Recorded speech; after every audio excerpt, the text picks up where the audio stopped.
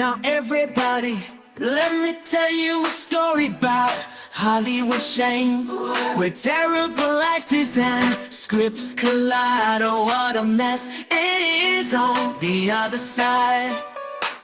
Saw the lights, camera, action begin, but all I got was a movie that plunged in a spin. From the first scene to the credits that roll, a Hollywood disaster, you've taken its toll. Silver screen cesspool, bad movies galore. Can't help but wonder what the hell were they making these for? Throw in some cliches, the sharp, the predictable plot. It's a train wreck, I tell you, it's all they ever got.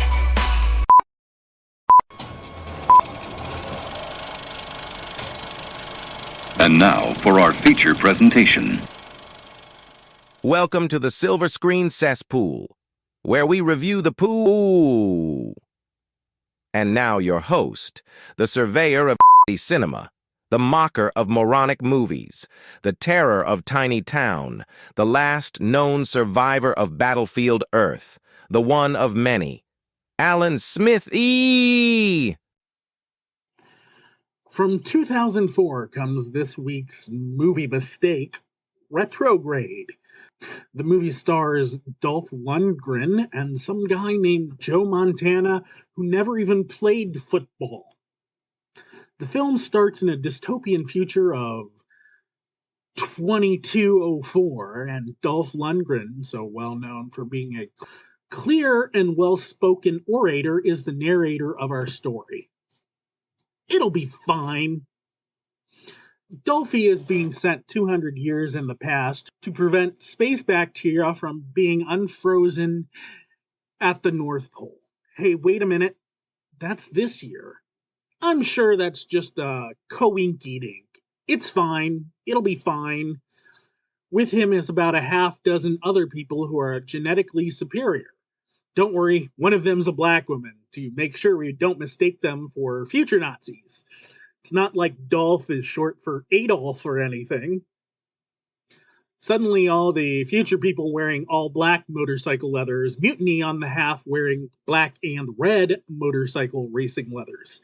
A shootout ensues, and soon everyone on Dolph's side is dead, but he bravely fights his way into the cockpit.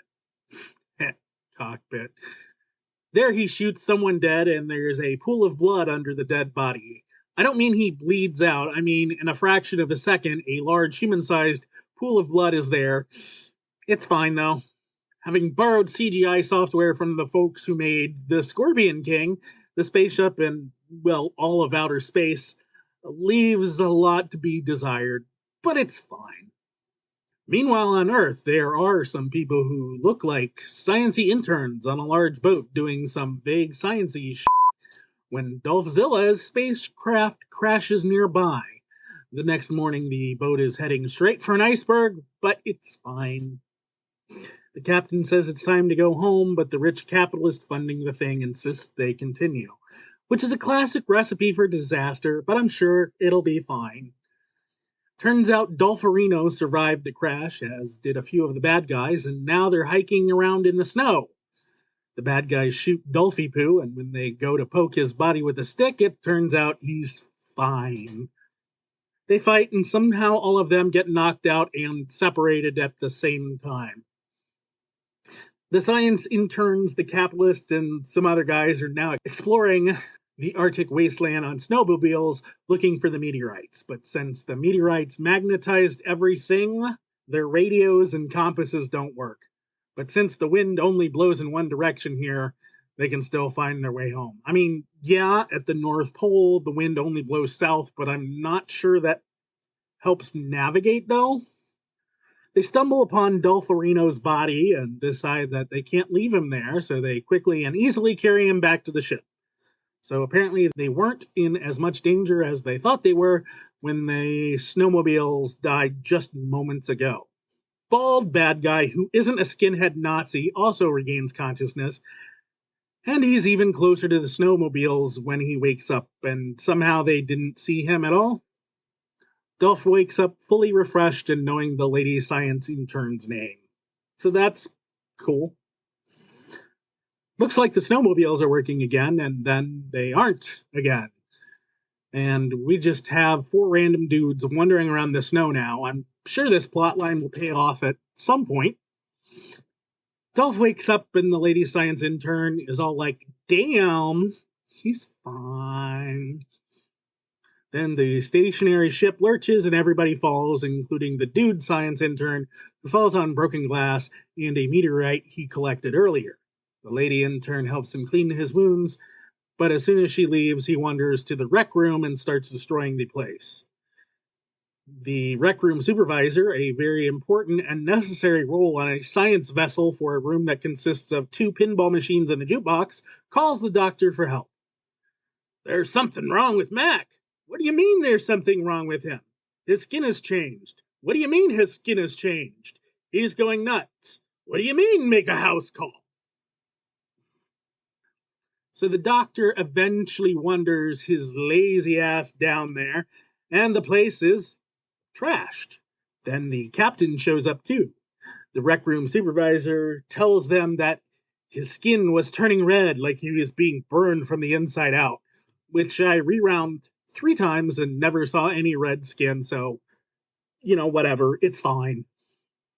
Our snowmobilers are now wandering around the spaceship. Our bad guys are now somehow back on.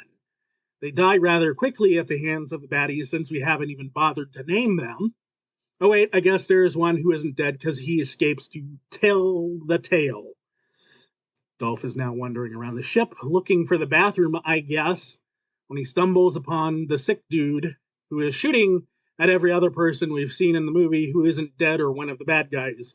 He just sits there and watches though as patient 0 gets shot and unalived. The lady intern, Renee, is watching and photographing the autopsy of her fellow intern, which she finds disturbing. So the doc tells her to go get a hot cup of joe, and she attempts to leave the room by a walk-in freezer door labeled cold storage. I'm sure her sense of direction, though, is just fine.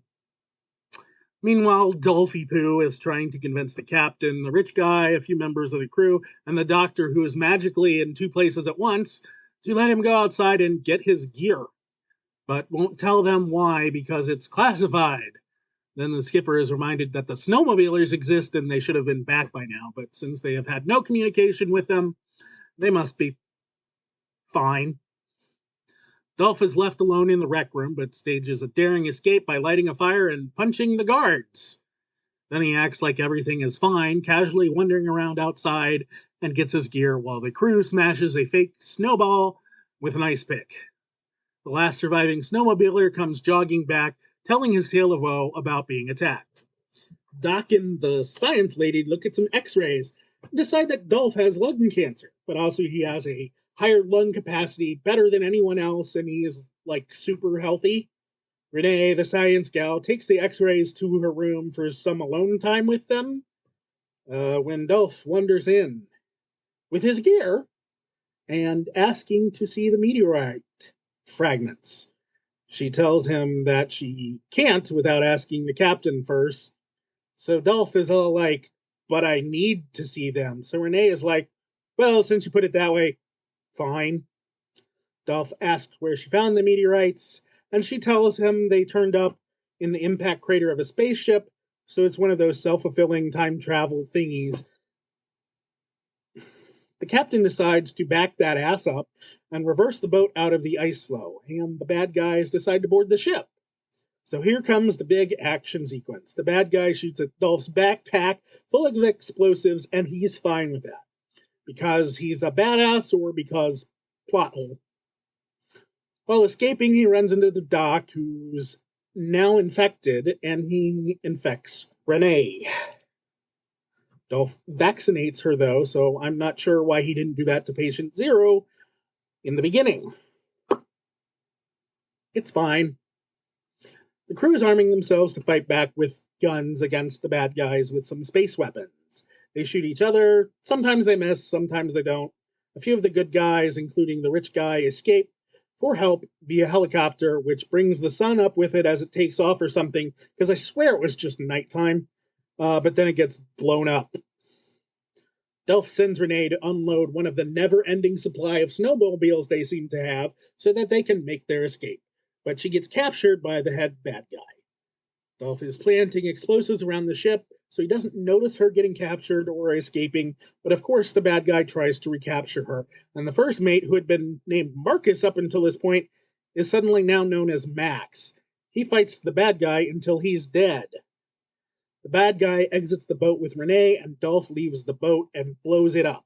He fights with the bad guy, both of whom have wet hair and their jackets are hanging wide open, despite being in the middle of an Arctic snowstorm. It's fine. Bad guy dies. Renee, who has been shot, is dying. Dolph, in a moment of compassion, asks her where the meteor field is and leaves her in the snow to die. The ship sinks, and Celine Dion starts singing. Dolph plants his last bomb in the meteor field, jumps in the spaceship, and takes off. The end. No, wait. Now Dolph and Renee are in some diner, and he just convinced her not to go on the trip in a single sentence, thus avoiding the entire plot. And maybe that should have been plan A to begin with, saving us a bunch of misery. In summary, Retrograde would have been best enjoyed by someone with retrograde amnesia, because the plot is so bad the writer should be fined. Retrograde is available streaming on Amazon Prime. Silver Screen Cesspool is written, directed, and starring Alan Smithy. Assistant Director, Producer, and Stunt Coordinator, Alan Smithy. Boom mic operator, sound editing, and music by Alan Smithy. Construction Coordinator, The Amazing Rando. Makeup by Crayola. Catering was provided by the Soylent Corporation. Alan Smithy will be back in Return of the Curse of the Planet of the Prehistoric Bikini Ninjas versus Kingdom of the Bride of the Killer, Shark Cheerleaders 2, Electric Boogaloo.